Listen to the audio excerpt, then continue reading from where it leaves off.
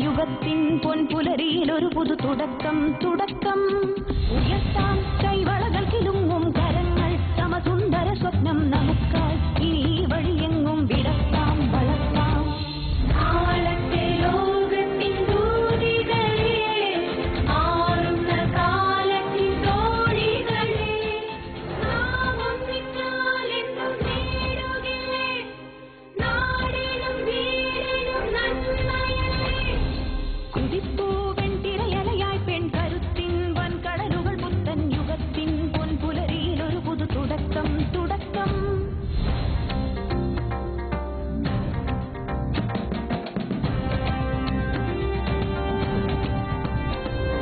നാടേഴി മുതലാണിനൊരു നിഴലാവതൊരു കഥയായി നാടിനൊരു നവജീവ സങ്കര ഭീതി ഉണരുകയായി മൂടുവിരുളിലുമേതു മറവിലുമാകെ കതിരുകളായി മാറി വരുമൊരു മൂല്യ സംക്രമരാശി വിടരുകയായി അലസത വിടയാം അവലത കളയാം പുതുതാരാകാശം തരിശുകൾ ഹരിതൻ മനസ്സുകൾ സഫലം തുടരാം ഈ യജ്ഞം നാളത്തെ ലോകത്തിൻ ദൂതികളെ ആറുന്ന കാലത്തിൻ തോഴികളെ നാം ഒന്നിച്ചാലെന്നും നേടുകില്ലേ നാടിനും വീടിനും നന്മയല്ലേ കുതിപ്പൂവൻ തിരയലയായി പെൺ കരുത്തിൻ വൻകടലുകൾ പുത്തൻ യുഗത്തിൻ പൊൻപുലരിയിൽ ഒരു പുതു തുടക്കം തുടക്കം പുതു തുടക്കം. നമസ്കാരം.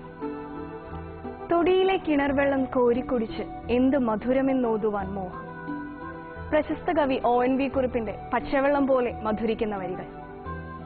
നമ്മുടെയൊക്കെ വീടുകളിൽ ഒരു കിണറുണ്ടായിരുന്നു.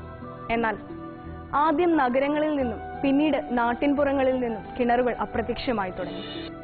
കിണറുകൾ വറ്റിവരണ്ട് പൊട്ടക്കിണറാവുന്നതും സാധാരണമായി. ഒരു കിണർ അപ്രത്യക്ഷമാകുമ്പോൾ കൂടെ ചില വാക്കുകൾ കൂടി അപ്രത്യക്ഷമാകുന്നുണ്ട്. പാളയും കയറും, കപ്പി, നെല്ലിപ്പലക, പഞ്ചായത്ത് കിണർ, ഇങ്ങനെ കുറേയധികം വാക്കുകൾ. അന്യം നിന്നു പോകുന്ന സംസ്കാരത്തെയും ചോർന്നു പോകുന്ന മൂല്യങ്ങളെയും തിരിച്ചുപിടിക്കുകയാണ് കുടുംബശ്രീ. ദൂരദർശനും കുടുംബശ്രീയും ചേർന്ന് അവതരിപ്പിക്കുന്ന ഇനി ഞങ്ങൾ പറയാം സോഷ്യൽ റിയാലിറ്റി ഷോയുടെ ഒരു പുതിയ എപ്പിസോഡ് കൂടി ഇവിടെ ആരംഭിക്കുകയാണ്. എല്ലാ പ്രിയ പ്രേക്ഷകർക്കും സ്വാഗതം.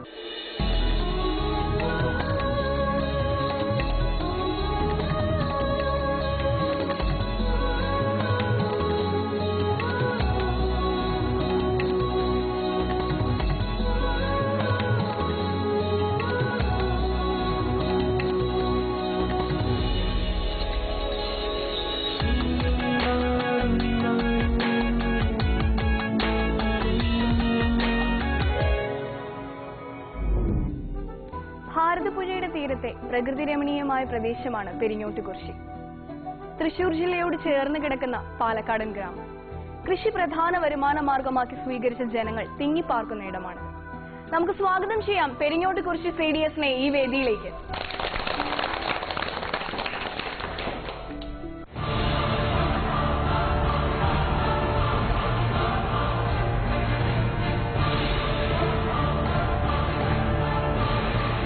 പെരിങ്ങോട്ടുകുറിശി CDS മൊത്തം ADS 112, അയൽക്കൂട്ടങ്ങൾ 290, VPL അംഗങ്ങൾ 2125, APL അംഗങ്ങൾ 1476, SC അംഗങ്ങൾ 915, ST അംഗങ്ങൾ ഇല്ല.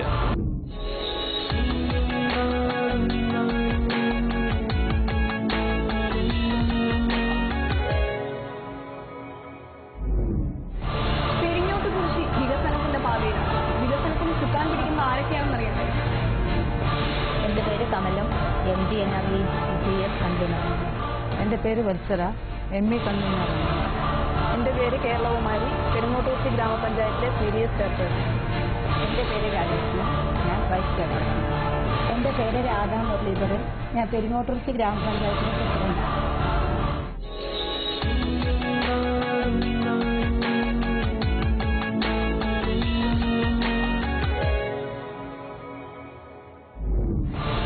വിധികർത്താക്കൾ ഉപഭോക്താക്കളെ പരിചയപ്പെടാം.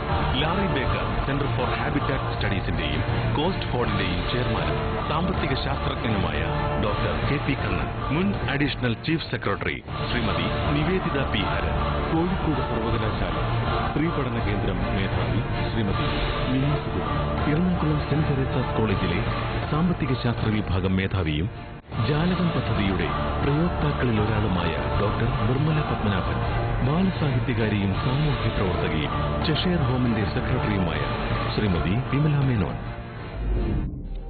പെരിങ്ങോട്ടുകുറിശ്ശിക്ക് എങ്ങനെയാണ് ഈ പേര് കിട്ടിയത്? ഇതുപോലെ ഒത്തിരി കഥകൾ ഈ ഗ്രാമത്തിന് പറയാനുണ്ട്. കേൾക്കാം ചർച്ചയിലേക്ക്.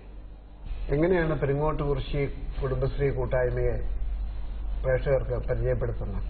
അവിടെ ഏറ്റവും മികച്ച പ്രവർത്തനം കാർഷിക മേഖല നമ്മള് സംഘകൃഷി യൂണിറ്റാണ്. അതേപോലെ തന്നെ ME ഗ്രൂപ്പുകൾ, പശു വളർത്തൽ, ക്ഷീരസാഗരം നന്നായിട്ട് പ്രവർത്തിച്ചു പോകുന്നുണ്ട്. അതേപോലെ തന്നെ ടൈലറിംഗ് ഗ്രൂപ്പുകൾ, അതും ഞങ്ങളൊരു 11 ഗ്രൂപ്പിന് ടൈലറിംഗ് ഗ്രൂപ്പ് കൊടുത്തിട്ടുണ്ട്. ഇപ്പോഴും ജില്ലാ പഞ്ചായത്തിന്റെ പ്രോജക്റ്റായിട്ട് 2 ഗ്രൂപ്പ് ഞാൻ ഇന്നലെ അവർക്ക് ഫോമുകളൊക്കെ. 11 ടൈലറിംഗ് ഗ്രൂപ്പ് ഉണ്ട്. ഉണ്ട്. അതായത് തുണി തയ്ച്ച് വസ്ത്രങ്ങൾ തയ്ച്ചു കൊടുക്കും. അതെ, തുണി തെച്ച് വസ്ത്രങ്ങൾ തെച്ചു കൊടുക്കും. ഒരു ഗ്രൂപ്പിൽ എത്ര പേര്? ഒരു ഗ്രൂപ്പിൽ 5 പേര്.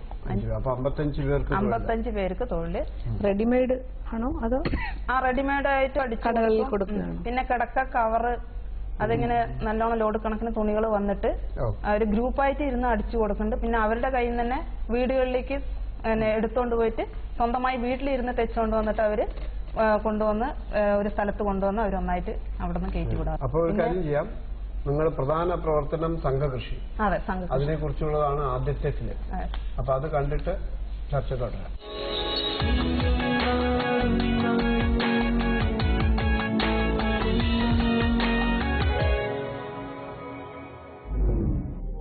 പെരിങ്ങോട്ടുകുറിശ്ശിയിലെ വനിതാ കർഷകർ നടത്തുന്ന സംഘകൃഷിയുടെ കാഴ്ചകളാണ് ഇന്നാദ്യം പ്രേക്ഷകർക്ക് മുൻപിൽ എത്തുന്നത്.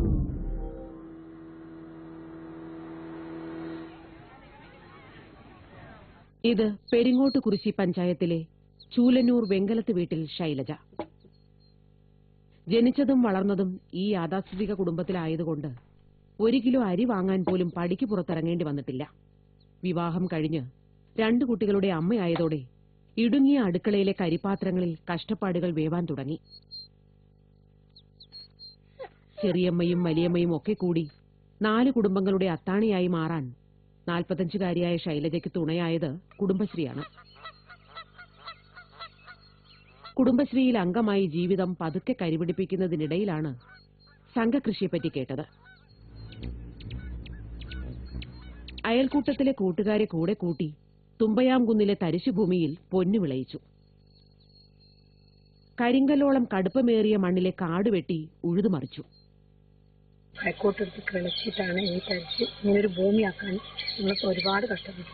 നല്ലോണം പണം ഇറക്കി ചെലവ് ചെയ്തിട്ടാണ് ലോൺ എടുത്ത്, ബാങ്കിൽ നിന്ന് പോയി ലോൺ എടുത്തിട്ട് ഡൈയാണ്ടും ഞങ്ങളുടെ കയ്യിൽ നിന്ന് കാശിറക്കിയിട്ടാണ് ഞങ്ങളെ ഇങ്ങനൊരു ഭൂമിയാക്കിയത്. അത്രയും വലിയ വിജയത്തിലായിരുന്നു ഇഞ്ചിക്കടവുള്ളത്. അതിൻ്റെ ഇടയിൽ കൂടെ ചാലി ഇട്ടിട്ടുണ്ടായിരുന്നു.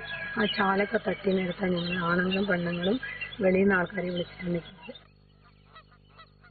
കൃഷിക്ക് വഴങ്ങാതെ നിന്ന തരിശുഭൂമിയിൽ വിത്തിടാൻ ശൈലജയുടെ ഒപ്പം സുമിതയും ദേവയാനിയും രത്നകുമാരിയും കൂടി ചെന്നപ്പോൾ ഒരുമയുടെ പുതിയ വിളവെടുപ്പിന് തുടക്കമായി. ഞങ്ങൾക്ക് ഇത് നന്നായി ചെയ്യാം, നമുക്ക് കുടുംബത്തിനൊരു വരുമാനം തന്നെ ആക്കാം, ഭർത്താക്കന്മാരിനെ കൂടുതൽ സപ്പോർട്ട് ചെയ്യാം, അതിനൊരു സഹായം കൂടിയാണ് ഇത് ചെയ്തിട്ട് അവർ ഞങ്ങളെ നല്ലപോലെ സഹായിക്കുന്നുണ്ട്. 8 ഏക്കറിൽ വിളഞ്ഞ 10 ടൺ നെല്ല് മില്ലുകാർ നേരിട്ടെത്തി നല്ല വില നൽകി ഏറ്റെടുത്തു. തരിശുഭൂമി പാട്ടത്തിനെടുത്ത് കൃഷി ഇറക്കുന്നവർ പെരിങ്ങോട്ടുകുറിശ്ശിയിൽ ഇനിയുമുണ്ട്. മണിയമ്പറ്റയിലെ ആയില്യം കൂട്ടായ്മയിൽ നെല്ലിനു പുറമെ വാഴയും മഞ്ഞളും പച്ചക്കറിയുമുണ്ട്. JLG ഗ്രൂപ്പിൽ 4 ഏക്കറാണ് കൃഷി ചെയ്യുന്നത്. അതിൽ 1 ഏക്കർ വാഴത്തോട്ടവും 3 ഏക്കർ നെൽകൃഷിയാണ്. നെൽകൃഷി മാറി മാറി ചെയ്യാറുണ്ട്. മഞ്ഞൾ, കപ്പ അങ്ങനെയൊക്കെ ചെയ്യാറുണ്ട്. വാഴയിൽ നല്ല ലാഭമാണ്. ഇപ്രാവശ്യം ഇത്തിരി മഴയടി കാരണം കൊണ്ട് കുറച്ച് കുറവായത്. വാഴയിൽ നിന്ന് കിട്ടുന്നതിനേക്കാളും ലാഭം പച്ചക്കറിയിലൂടെ ഞങ്ങൾക്ക് ലഭിക്കുന്നുണ്ട്. ഞങ്ങൾ 4 പേരാണ് ഗ്രൂപ്പിലുള്ളത്. ശൈലജയുടെ ഒരുമയും മാലതിയുടെ ആയില്യവും സരോജിനിയുടെ നിവേദ്യവും പോലെ 42 ഗ്രൂപ്പുകൾ സംഘകൃഷി ചെയ്തു വരുന്നു. പഞ്ചായത്തിലെ 197 ഏക്കറിൽ ഈ വിയർപ്പിന്റെ നീർച്ചാലിലൂടെ ഇവരുടെ സങ്കടങ്ങൾ ഒഴുകിപ്പോയിരിക്കുന്നു. പഞ്ചായത്തിൽ വന്നതിന് ശേഷം തന്നെ ഇപ്പം ഇങ്ങനെ തുറന്ന് സംസാരിക്കാനുള്ള തൻ്റെയോടെ തന്നെ കുടുംബശ്രീ മുഖാന്തരം കിട്ടിയ ഒരു കഴിവാണ്. കുടുംബശ്രീ വന്നതുകൊണ്ട് ഞങ്ങൾക്ക് ലോണ് അത് എല്ലാ കാര്യങ്ങളും ചെയ്യാനും ബാങ്ക് പോകാനും അതിനുള്ളൊരു ഇതും കൂടെ ഞങ്ങൾക്ക് കിട്ടി. ഈ കുടുംബശ്രീ വന്ന ശേഷമാണ് ഇങ്ങനെയെല്ലാം ആയത്. അതുവരെയ്ക്കും വീട്ടിൽ നിന്ന് വെളിയിലേ ഇറങ്ങിയിട്ടില്ല. ഞാൻ ആദ്യമൊന്നും പുറത്തിറങ്ങില്ലായിരുന്നു. ഇപ്പോൾ കുടുംബശ്രീയിൽ വന്ന ശേഷം പഞ്ചായത്തിൽ പോകാനും അവിടുത്തെ ഓരോ പരിപാടിയിൽ പങ്കെടുക്കുവാനും ഓരോ സ്ഥലങ്ങളിൽ ധൈര്യപൂർവ്വം നടക്കുവാനൊക്കെ പഠിച്ചു. സംഘകൃഷിക്കൊപ്പം കുടുംബിനികൾക്ക് മാതൃകാപരമായി തൊഴിലുറപ്പാക്കുന്ന യന്ത്രവൽകൃത പരിശീലനത്തിലും പെരിങ്ങോട്ടുകുറിച്ചിയുടെ പെരുമ മുൻപന്തിയിലാണ്.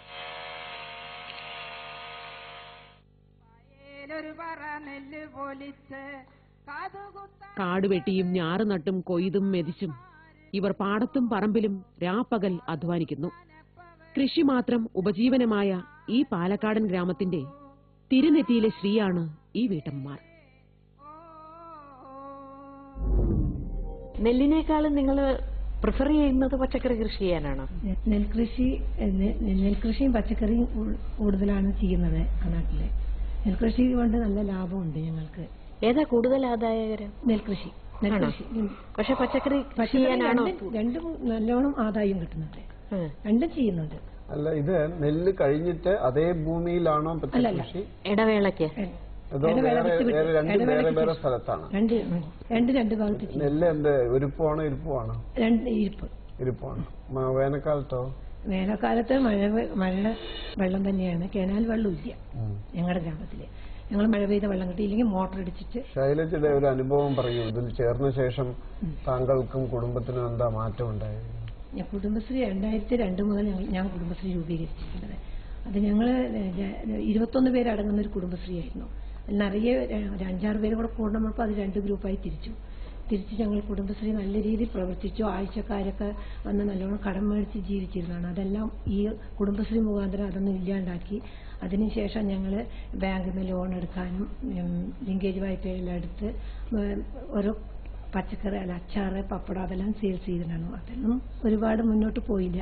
അതിനുശേഷമാണ് ഞാൻ 8 ഏക്കർ ഒരു തരിശുഭൂമി ഇഞ്ചി നട്ട ഇതായിരുന്നു. അത് തരിശുഭൂമിയെ കിടക്കുന്നുണ്ടപ്പോൾ ഞങ്ങൾ അതിന്റെ ഉടമസ്ഥനെ കണ്ട് 4 പേരടങ്ങുന്ന ഒരു സംഘം രൂപീകരിച്ചു. അതിന് ഒരുമായി എന്ന് പേരിട്ടു. അത് ഞങ്ങൾ 4 ആളും കൂടെ ആ ഓണറെ കണ്ടു. സംസാരിച്ചപ്പോൾ ഈ ഇഞ്ചി നട്ടത് കൊണ്ട് ഞങ്ങൾക്ക് ഫസ്റ്റ് പാട്ടം കുറച്ച് കമ്മിയാക്കി തന്നു. അത് ഞങ്ങൾ അതിനെ ഉഴുതുമറിച്ച് നിലമാക്കാൻ ഒരുപാട് കഷ്ടപ്പെട്ടു. ഞങ്ങളും കുറച്ച് ആൾക്കാരും കൂടി ജോലി ചെയ്തിട്ടാണ് ചെയ്തത്. അതിനുശേഷം ഞങ്ങൾ ബാങ്കിനെ സമീപിച്ചു.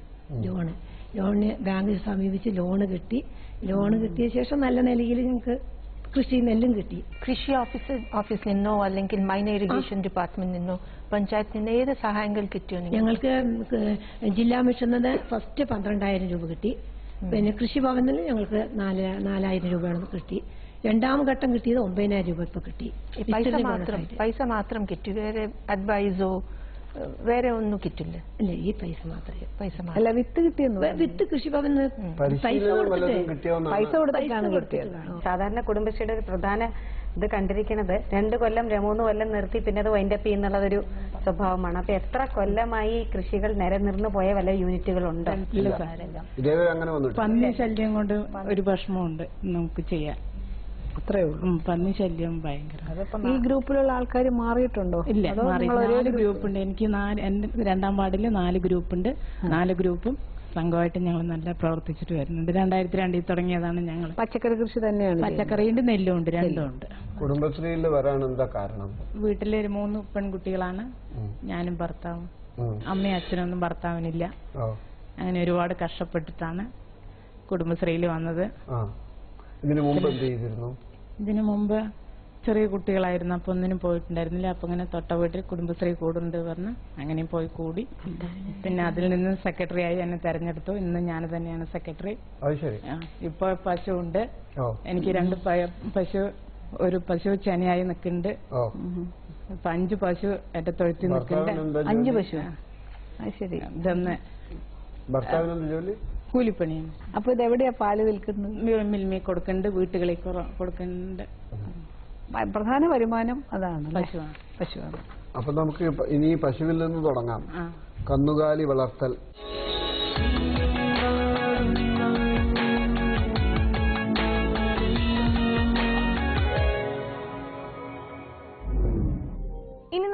കന്നുകാലി വളർത്തലിലൂടെ ഉപജീവന മാർഗം കണ്ടെത്തുന്ന ഒരു കൂട്ടം സ്ത്രീകളുടെ കഥയറിഞ്ഞാലോ? ദൃശ്യങ്ങളിലേക്ക്. പെരിങ്ങോട്ടുകുറിശ്ശിയിലെ നന്ദ പശുവളർത്തൽ യൂണിറ്റാണിത്. 4 പേർ ചേർന്ന് നടത്തുന്ന നന്ദയെ വിജയത്തിലെത്തിച്ചത് അംഗങ്ങളുടെ ചിട്ടയായ പ്രവർത്തനമാണ്. പശുക്കൾക്ക് പുല്ലുവെച്ച് പിടിപ്പിച്ചിരിക്കുന്നത് യൂണിറ്റിലെ തന്നെ ഒരംഗം. മറ്റുള്ളവർ വൈക്കോലും പിണ്ണാക്കുമൊക്കെ സമയാസമയങ്ങളിൽ തയ്യാറാക്കും. ഞങ്ങൾക്ക് പശുവിനെ വളർത്താൻ ബുദ്ധിമുട്ടൊന്നുമില്ല. പിന്നെ അത്യാവശ്യം മാത്രമേ ഞങ്ങൾ വീട്ടിന്റെ അത്യാവശ്യം കൊടുക്കാറുള്ളൂ പാലുകൾ. ബാക്കിയൊക്കെ സൊസൈറ്റി തന്നെ. പാല് ചെലവായില്ല എന്നുള്ളൊരു ബുദ്ധിമുട്ടും ഇല്ല. എന്താ പറഞ്ഞാൽ അടുത്ത് പാൽ സൊസൈറ്റി ഉണ്ട്. ഈ പെരിങ്ങോട്ടുകുറിശ്ശി പഞ്ചായത്തിൽ തന്നെ 6 സൊസൈറ്റി ഉണ്ട്. പാലിനു പുറമെ വീട്ടമ്മമാർ ചേർന്ന് തയ്യാറാക്കുന്ന ശുദ്ധമായ നെയ്ക്കും വെണ്ണയ്ക്കും തൈരിനും മോരിനും നാട്ടിൽ നല്ല ഡിമാൻഡാണ്. നല്ല ഇനം നാടൻ പശുക്കളുണ്ടെങ്കിൽ ഏത് സാമ്പത്തിക പ്രതിസന്ധിയും മറികടക്കാമെന്നാണ് ഈ കൂട്ടായ്മയുടെ സാക്ഷ്യം. പിന്നെ ഈ പാല് കൊടുത്തിട്ട് കിട്ടുന്ന വരുമാനം കൊണ്ട് ഒരു വരുമാനം മാറ്റിവെച്ച് കുട്ടിക്ക് വേണ്ട കാര്യങ്ങൾ ചെയ്യാൻ, കുറച്ച് സ്വർണ്ണം കൊടുക്കാനൊക്കെ അത് മാറ്റിവെച്ചത് കൊണ്ടൊക്കെ തന്നെയാണ് നല്ല നിലയ്ക്ക് കല്യാണം നടന്നുപോയത്. പശുക്കളേക്കാൾ ലാഭകരമാണ് ആട് വളർത്തലും. എല്ലാവരും 5-5 ആട് വീതം വാങ്ങിച്ചു. പിന്നെ അത് പെറ്റ് പെരിങ്ങനെ ഞങ്ങൾ വിൽക്കാറുണ്ട്. ഇടയ്ക്കിടയ്ക്ക് 2 3 അങ്ങനെ ഒരു 13 ആടിനെ വിറ്റു. ഞാൻ ഒരു 56,000 രൂപയ്ക്ക് ആട് വിറ്റു. പിന്നെ ഒരു 4,000 രൂപയ്ക്ക് കാഷ്ടം വിറ്റിട്ടുണ്ടാവും. 2ഉം 3ഉം ആടുകളെ വാങ്ങി സൂക്ഷ്മ സംരംഭം തുടങ്ങിയ മിക്ക യൂണിറ്റുകൾക്കും ഇപ്പോൾ 20 മുതൽ 30 വരെ ആടുകളുണ്ട്. അപ്പൊ ഈ ആട് ഗ്രാമം തുടങ്ങിയതിൽ വെച്ച് ഞങ്ങൾക്ക് എല്ലാവർക്കും നല്ല സന്തോഷമാണ്, നല്ല ലാഭം കിട്ടിയെന്നാണ് പറയാനുള്ളത്. പാലും പാലുൽപ്പന്നങ്ങളും വിപണനം ചെയ്യാൻ പെരിങ്ങോട്ടുകുറിശ്ശിക്കാർക്ക് നെട്ടോട്ടമോടേണ്ട.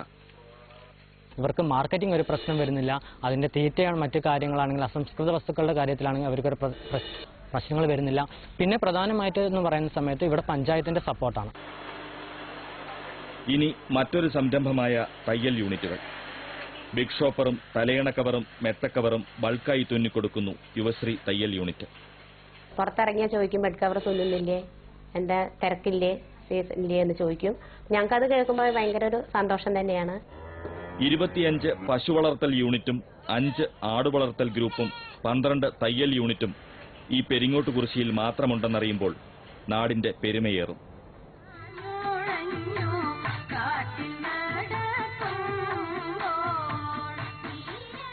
ഇന്ന് മൂടിക്കെട്ടിയ വീട്ടമ്മമാരല്ല ഇവർ. അകവും പുറവും ഒരുപോലെ പ്രസരിപ്പ് പരത്തുന്നവരായി മാറി പെരിങ്ങോട്ടുകുറിശ്ശിയിലെ കുടുംബിനികൾ.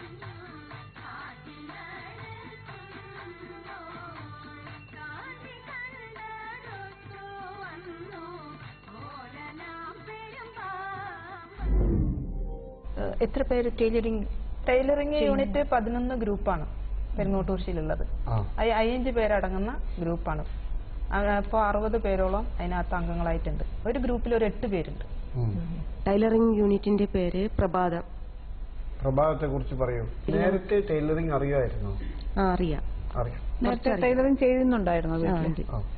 അതൊരു ഉപകാരമായില്ലേ? അതെ.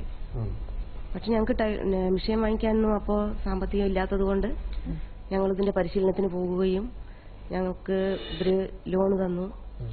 പിന്നെ 8 പേരടങ്ങുന്ന ഒരു സംഘമാണ്. അതിൽ ഞങ്ങൾക്ക് 8 പേർക്കും കൂടി 2,40,000 രൂപ എന്ന് പറഞ്ഞാൽ ക്യാഷ് ആയിട്ടല്ല, ഞങ്ങൾക്ക് അവര് സാധനങ്ങളൊക്കെ എടുത്ത് അതിന്റെ മെഷീൻ വാങ്ങിച്ചിട്ടുണ്ട്. വാങ്ങിച്ചങ്ങനെ ഒരു കട ഒക്കെ ഇട്ട് ഞങ്ങൾ അടിക്കുകയാണ്. സ്ഥലമില്ല, ഒരു റൂം ഞങ്ങൾ വാടകയ്ക്ക് എടുത്തിട്ട് കുഴപ്പമില്ലാതെ ഞങ്ങൾ പഠിച്ച് കൊടുക്കുന്നുണ്ട്. എന്തൊക്കെയാണ് ചെയ്യുന്നത്? കിടക്ക കവറ്, പിന്നെ മാക്സി. അത് ഓർഡർ കിട്ടുമോ? ഓർഡർ കിട്ടും. കുറെ തുണികൾ ഇങ്ങനെ ഞങ്ങൾ കൊടുവായിരുന്നു വാങ്ങിച്ചിട്ട് വരും. അവിടെ തന്നെ അടിച്ചാൽ അവിടെ കൊണ്ടു കൊടുത്താൽ വെറുതെ ഇരിക്കേണ്ടി വരില്ല. നിങ്ങൾക്ക് മുഴുവൻ സമയം ജോലി ചെയ്യാനുള്ള ഓർഡർ കിട്ടുന്നുണ്ടോ? കിട്ടുന്നുണ്ട്. ബൾക്ക് ഓർഡർ കിട്ടുന്നുണ്ട്. ഒരു മാസം ഒരാൾക്ക് എത്ര വരുമാനം കിട്ടാറുണ്ട്? ചിലപ്പോ ഒരു 4,000 കിട്ടും. ചിലപ്പോ അടിക്കാൻ വയ്യാതെ ഇരിക്കുന്ന സമയത്തൊക്കെ ഓരോരുത്തർ വരാൻ വൈകും. അപ്പൊ അങ്ങനെയുള്ള സമയങ്ങളിലൊക്കെ കുറച്ച് കമ്മിയാവും.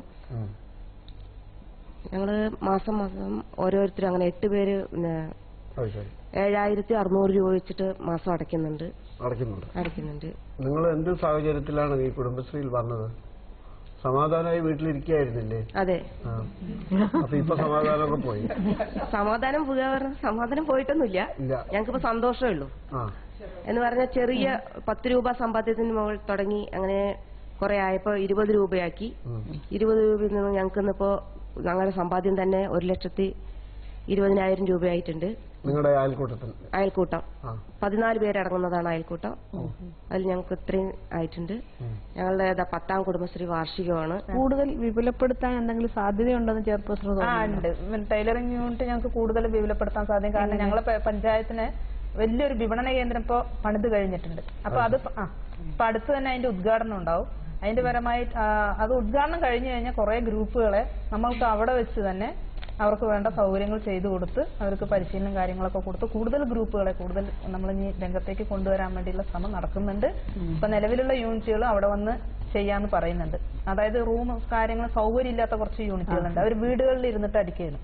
അപ്പൊ അങ്ങനെയുള്ള ഗ്രൂപ്പുകൾ അവിടെ വന്നിട്ട് ഞങ്ങൾ ഒന്നിച്ചിരുന്ന് ഒരു സ്ഥലത്തിരുന്ന് ഒന്നിച്ചിരുന്ന് ചെയ്യാന്നുള്ള സാധ്യതയുണ്ട്. ഇപ്പൊ വാടകയ്ക്ക് എടുത്തിട്ടാണ് ഇവരുടെ സംരംഭങ്ങൾ നടത്തുന്നത്. ഇനി അത് ഒഴിവാക്കാം. നമ്മളെ പഞ്ചായത്ത് നാമമാത്രമായിട്ട്, കാരണം പഞ്ചായത്തിന് എന്ത് പദ്ധതി തുടങ്ങിയാലും ലേശം വരുമാനം വേണം, അല്ലെങ്കിൽ അതിന് ഓഡിറ്റ് ഒബ്ജക്ഷനൊക്കെ വരികയാണ്. അപ്പൊ നാമമാത്രമായ 50 രൂപ 100 രൂപ ഇവരുടെ മേടിച്ചിട്ട് അത് നിങ്ങൾക്ക് മെയിൻറ്റെയിൻ ചെയ്യും വേണമല്ലോ. അത് ഞങ്ങൾക്ക് ചെയ്യാം. വികസന ഫണ്ടിലേക്ക് ധാരാളം മെയിൻ്റെനൻസ് ഫണ്ടൊക്കെ ധാരാളം വരുന്നുണ്ട് സാർ. അതുകൊണ്ടൊക്കെ വലിയ പ്രോബ്ലം ഇല്ലാതെ നമുക്ക് മുന്നോട്ട് പോകും. ഇലക്ട്രിസിറ്റി കോസ്റ്റ് ഉണ്ട്, വാട്ടർ ചാർജസ് ഉണ്ട്, അതെല്ലാം ഇവരുടെ ലേശം നമുക്ക് അതിൻ്റെതായ രീതിയിൽ അവരുടെ ആ ഒരു സംരംഭത്തിന്റെ വിജയത്തിന് അടിസ്ഥാനമാക്കിയിട്ട് നമുക്കത് കൂട്ടുകയോ കുറയ്ക്കുകയോ ചെയ്തിട്ട് വാങ്ങിയിട്ട് നമുക്ക്, അല്ലെങ്കിൽ പഞ്ചായത്തിന് വലിയ സാമ്പത്തിക ബുദ്ധിമുട്ടുണ്ടാവില്ല എന്നാണ് എന്റെ പ്രതീക്ഷ. അതെ, വനിതാ വിപണന കേന്ദ്രം, വനിതകൾക്ക് മാത്രമായിട്ടുള്ള ഒരു വിപണന കേന്ദ്രം. അവരുടെ പദ്ധതി തുകയിൽ നിന്നാണ് കോമ്പണന്റ് പ്ലാൻ ഇല്ലേ? അതെ, അതിൽ നിന്നാണ്. 30 ലക്ഷം രൂപ കമ്പൽസറിയാണ് വികസന ഫണ്ടിൽ നിന്ന് അവർക്ക് വേണ്ടി എല്ലാ വർഷവും നീക്കി വെച്ചോളാം. അങ്ങനെ നമ്മൾ കെട്ടിയതാണ്, കഴിഞ്ഞ വർഷത്തിൽ കെട്ടിയതാണ്, ഇപ്പോഴാണ് പൂർത്തീകരിച്ചത്. അപ്പൊ അങ്ങനെ ആകുമ്പോൾ കുടുംബശ്രീയുടെ മറ്റു ഉൽപ്പന്നങ്ങളും എല്ലാം അവിടെ എല്ലാം വിപണനം ടൈലറിംഗ് യൂണിറ്റും എല്ലാം അവിടെ സാധിക്കും. ഗ്രൂപ്പുകൾ തയ്യാറായിട്ട് വരുന്നുണ്ട്. അപ്പൊ ഉദ്ഘാടനം കഴിഞ്ഞ ശേഷം അതിനകത്ത് പ്രവർത്തനം തുടങ്ങാൻ പറ്റും. അപ്പൊ നമുക്ക് ഇനിയിപ്പോ നിങ്ങളുടെ ബാലസഭയെ കുറിച്ചൊരു ഫിലിമുണ്ട് അല്ലേ? ബാലസഭയുണ്ട്, ആശ്രയം.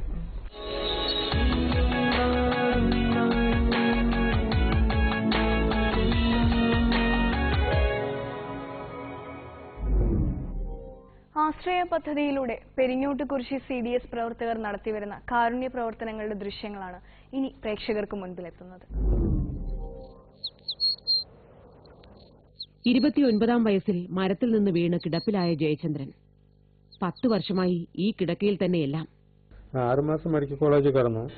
പിന്നെ അവിടെ നിന്ന് വന്നിട്ട് ആയുർവേദം പാലക്കാട് ആയുർവേദ ആശുപത്രിയിൽ 6 മാസം, പിന്നെ കുറച്ച് പ്രൈവറ്റിൽ ഒരു 6 മാസം ചെയ്തു. അതുകൊണ്ട് കുറച്ച് ഇത്ര നേരത്തെ കഴിയുന്ന നിങ്ങൾ സംസാരിക്കാൻ ക്ലിയർ കിട്ടുമെന്നുണ്ടായിരുന്നില്ല. 80കാരി മുടപ്പുളി വീണ് കിടപ്പിലായിട്ട് 2 മാസം കഴിഞ്ഞു. 70 വയസ്സുള്ള ഈ വൃദ്ധന് കൂലിപ്പണിക്ക് പോകുന്ന ഭാര്യ മാത്രമാണ് ഏക ആശ്രയം. അമിതമായ പുകവലി ഒടുവിൽ തില്ലനെ എത്തിച്ചത് ഈ കിടക്കയിലാണ്. ആദ്യം ഇങ്ങനെ ഒരു കടച്ചില കണ്ടപ്പോൾ ഇങ്ങനെ പഴുപ്പ് ഇങ്ങനെ ഇതായിട്ട് കണ്ടു. അത് ഭേദമില്ല എന്ന് കണ്ടപ്പോൾ ഞങ്ങൾ മെഷീനിലേക്ക് എല്ലാവരും കൂടി സഹായിച്ച് ഞങ്ങൾ മെഷീനിലേക്ക് കൊണ്ടുപോയി വലത്തെ കാലാണ് ആദ്യം ചെയ്തത്. മരുന്നിനും ഭക്ഷണത്തിനും വകയില്ലാതെ നിരാലംബരായി പോയ ഇവരെ പോലെ 113 പേരെ ആശ്രയ പദ്ധതിയിൽ ഉൾപ്പെടുത്തി സംരക്ഷിച്ചു പോരുന്നു. ട്രാവലിംഗ് ഒക്കെ ബുദ്ധിമുട്ടാവാനുള്ളവരെ നമ്മൾ വീടുകളിൽ പോയിട്ട് അവർക്ക് വേണ്ട ഡ്രസ്സിങ് ചെയ്യും. ബൂട്ട് ഡ്രസ്സിങ് കത്തിയിട്ടുണ്ടെങ്കിൽ അത് മാറ്റി കൊടുക്കും.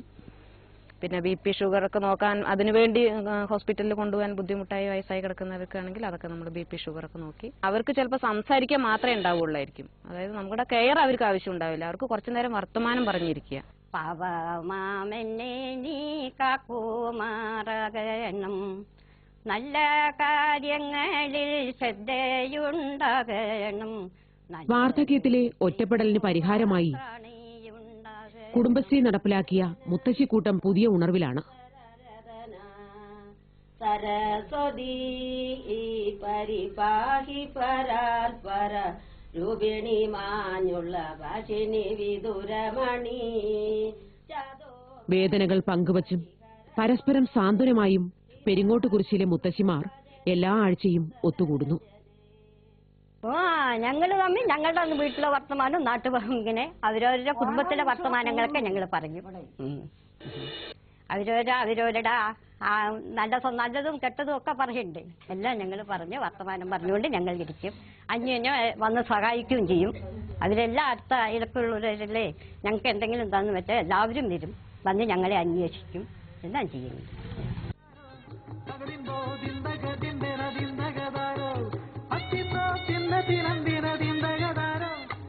മുത്തശ്ശിക്കൂട്ടം പോലെ തന്നെയാണ് ബാലസഭയും.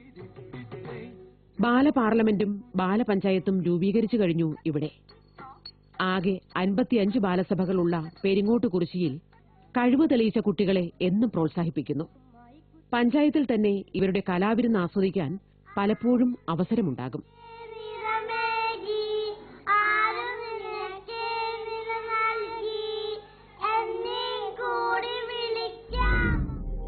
വയസ്സായവരുടെ കൂട്ടായ്മ എന്ന് പറയുന്നത് അത് ആഴ്ചയിലൊരിക്കലോ? ആഴ്ചയിലൊരിക്കലാണ്. അപ്പൊ ഓരോരുത്തരും അവരവരുടെ വീടുകളിലാണ്, എന്നിട്ട് ഒന്നിച്ചു കൂടുകയാണോ? അവര് ഓരോരുത്തരുടെ വീടുകളിൽ മാറി മാറി കൂടും. അവർക്കൊരു സന്തോഷം. ഇതിപ്പോ പുതിയതായിട്ട് രൂപീകരിച്ച ഒരു യൂണിറ്റ് ആണ്. പഞ്ചായത്ത് മുഴുവനല്ലല്ലോ, ഓരോരോ വാർഡുകളിലാണോ? അതെ, ഈ കൂട്ടങ്ങൾ ഓരോ വാർഡുകളിൽ. ഒരു വാർഡിലുള്ള അയൽക്കൂട്ടമാണ് ഇപ്പൊ കണ്ടത്. ഒരു വാർഡിലുള്ള അയൽക്കൂട്ടം തന്നെയാണ്. അവർക്ക് ഭയങ്കര ഹാപ്പി ആയിരുന്നു. കാരണം ഞങ്ങൾ ഈ ഷൂട്ടിംഗ് എടുക്കാൻ പോകുമ്പോൾ അവരുടെ ആ കൂട്ടായ്മ, അവരുടെ ആ സംസാരവും ഇതൊക്കെ. അപ്പൊ അവര് പറഞ്ഞു ഞങ്ങൾ പരസ്പരം ഞങ്ങളുടെ ദുഃഖങ്ങൾ ഷെയർ ചെയ്യാറുണ്ട്. മറ്റേത് ഇപ്പൊ വീട്ടിൽ ചിലപ്പോ മക്കളുണ്ടാവില്ല, അമ്മമാരൊറ്റയ്ക്കായിരിക്കും, ആരോടും പറയാനുള്ള അവസരം കിട്ടൂല. ആർക്കും അങ്ങനെ നല്ലതും പറയും കെട്ടതും പറയുന്നു പറയുന്നേ. അവര് മനസ്സ് തുറന്നാ പറയുന്നത്. അതായത് ചെറിയ കുട്ടികൾ കള്ളം പറയില്ലാത്ത പോലെയാണ് അവരുടെ ആ പ്രായം. അവര് മനസ്സ് തുറന്ന ആ സംസാരിച്ചിട്ടുണ്ടായിരുന്നു. ഭയങ്കര ഹാപ്പിയാണ്. അവര് ആഴ്ച സമ്പാദ്യം 10 രൂപ വെച്ച് പിരിക്കുന്നുണ്ട്. ഈ വയ്യാത്ത ആളുകൾക്ക് മെഡിസിനും ഒക്കെ കൊടുക്കണം. മെഡിസിൻ കൊടുക്കണം. നമ്മൾ ആശ്രയ പദ്ധതിയിൽ തന്നെ നമ്മൾ മെഡിസിനുള്ള ഫണ്ട് ഉണ്ട്. ചാലഞ്ച് ഫണ്ട് നമുക്ക് ജില്ലാ മിഷൻ തന്നിട്ടുണ്ട്. അപ്പൊ അത് നമ്മള് മെഡിക്കൽ ക്യാമ്പ് നമ്മൾ വെക്കാറുണ്ടാവും നമ്മുടെ പഞ്ചായത്തിൽ ആശ്രയ ഗുണഭോക്താക്കൾക്ക്. അപ്പോൾ നമ്മൾക്ക് അവർക്ക് ആവശ്യമുള്ള മരുന്ന് ആശുപത്രിയിൽ നിന്ന് കൊടുക്കുകയും ആശുപത്രിയില്ലാത്ത മരുന്ന് നമ്മൾ പുറത്തുനിന്ന് വാങ്ങി നമ്മൾ അവർക്ക് കാരുണ്യ ഫണ്ടിൽ നിന്ന് ഫ്രീ ആയിട്ട് മെഡിസിൻ കിട്ടാൻ അതിന് പ്രത്യേകമായിട്ട് നമ്മുടെ പ്രാഥമികാരോഗ്യത്തെ പഞ്ചായത്ത് എല്ലാ വർഷവും പൈസ ഡെപ്പോസിറ്റ് ചെയ്യുന്നുണ്ട്. മാനസിക വൈകല്യം വന്നവർക്കും ഇതേമാതിരി തന്നെ മാർഗദീപ്തി പറഞ്ഞ് നമ്മളെ പാലക്കാട് ജില്ലയിൽ നിന്ന് അതിൽ ഏറ്റവും കൂടുതൽ വൈദഗ്ധ്യം ലഭിച്ച ഡോക്ടറെ കൊണ്ടുവന്നിട്ട് അവര് ഫ്രീ ആയിട്ട് ഒരു 10 പൈസ പോലും അവർക്ക് ചെലവില്ലാതെ അവരെ കൺസൾട്ടേഷൻ നടത്തുകയും അവർക്ക് അതിനനുസരിച്ച മരുന്നും മാസത്തിൽ ഒരു ദിവസം ചെയ്യുന്നുണ്ട്. പ്രായമായവർക്കാണോ? എല്ലാവർക്കും, ആര് മാനസിക സ്ത്രീയോ പുരുഷനോ വകഭേദം മാനസിക പ്രശ്നമുള്ള 5 വർഷമായിട്ട് കറക്റ്റ് ആയിട്ട് നടക്കുന്നുണ്ട്.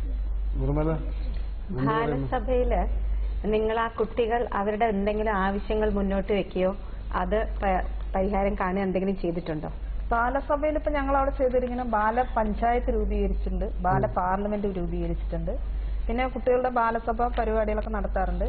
അതെ, ആ ബാല പഞ്ചായത്തും ബാല പാർലമെന്റിലെയും ഒരു ഫലം എന്താണ്? അവരെന്തെങ്കിലും അതില് ആവശ്യങ്ങൾ പറയാറുണ്ട്. അവര് നമ്മൾ ശുചിത്വത്തിന്റെ ഭാഗമായിട്ട് ബാലസഭ കുട്ടികൾക്ക് നമ്മൾ ക്ലാസ് കൊടുക്കുകയും അതിന്റെ ഭാഗമായി അവര് തന്നെ അവരവരുടെ വീടുകളിൽ പിന്നെ പരിസരമായ മലിനീകരണം അത് നീക്കം ചെയ്യുക അവരെ കൊണ്ട് കഴിഞ്ഞിട്ടുണ്ട്. അതേപോലെ മയക്കുമരുന്ന് ഈ സ്കൂളുകളിലൊക്കെ മയക്കുമരുന്നിന്റെ ഇതിനൊക്കെ ഈ കുട്ടികൾ കണ്ടുപിടിച്ച് ഞങ്ങളുടെ അടുത്ത് പറയുകയും ഞങ്ങൾ അത് അവരുമായി ഉണ്ടായിരുന്നു,